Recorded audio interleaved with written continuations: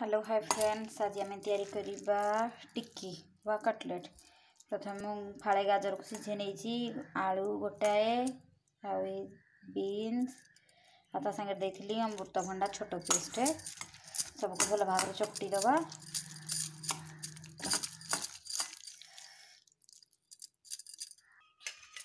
ये सब को आम आधे आड करदे। ये कैप्सिकम कटा टमाटो पियाज रसुण अदा से बटा मसला से भुसुंगा पत्र सब देख आम आपको मिक्स करदे। लुण भी देदेबा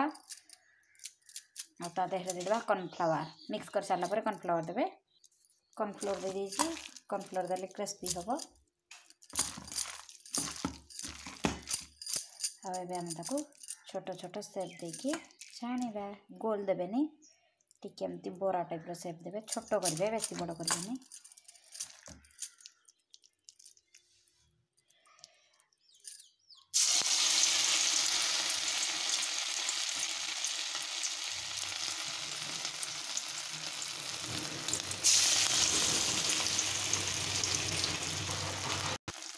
रेडी होगला आमर टिक्की।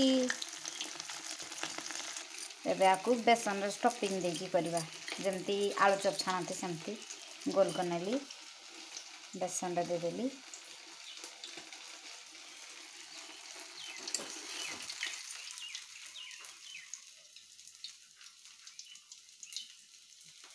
टिके लगुच बेसन पानी हो गला लेकिन हम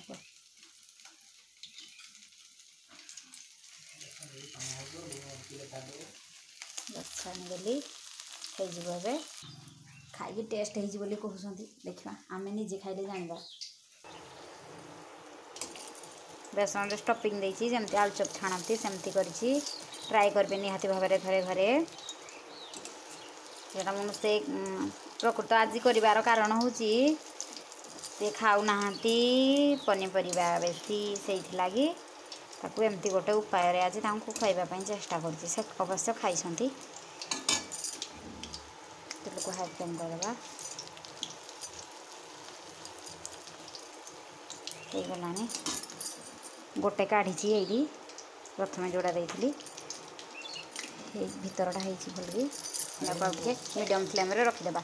एबे रखुची निहाती भाव में ट्राई करेंगे घरे। एबे रखुची bye bye friends, take care.